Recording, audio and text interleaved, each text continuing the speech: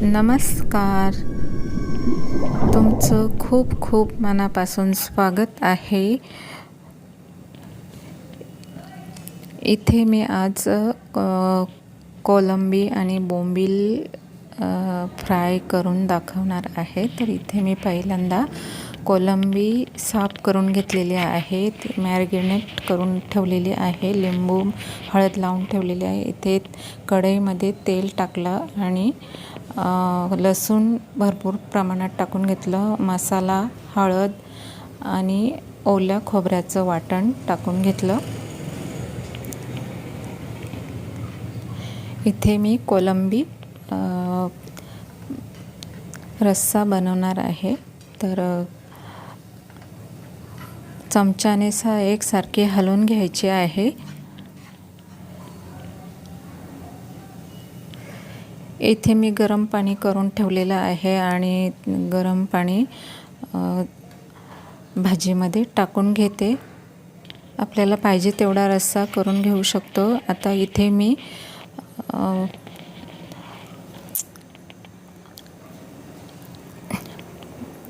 हा खोल पॅन आहे. मी गॅसच्या शेगडीवर दुसरीकडे ठेवून दिला आणि इथे बोंबील पण मॅरिनेट करून ठेवले होते. त्यामध्ये आलं, लसूण आणि कोथिंबीर पेस्ट टाकून घेतली. धणे पावडर, लाल तिखट अर्धा चमचा, हळद अर्धा चमचा,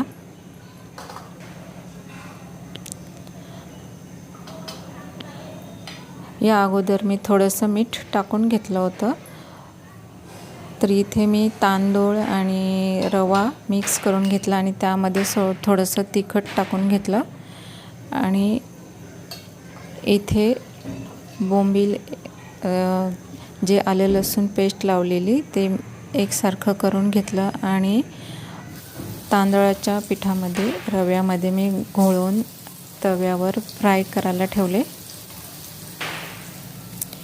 इथे छानपैकी आपले बोंबील फ्राय होत आहेत.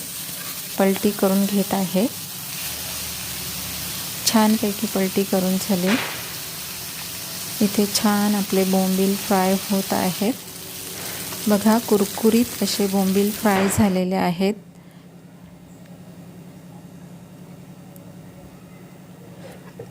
इथे भरपूर प्रमाणात आपण कोथिंबीर सोडणार आहोत. इथे कोलंबीचा रस्सा पण तयार झाला आहे, त्यामध्ये पण कोथिंबीर टाकून घेते. इथे बोंबील फ्राय झालेले आहेत.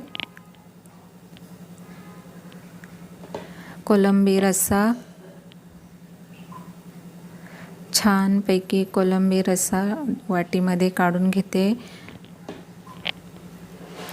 बोंबील फ्राय,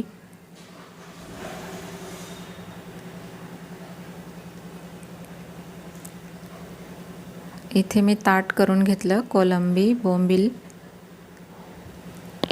आणि तांदळाची भाकर सोबत छान लागतात ओले बोंबील. Bye bye.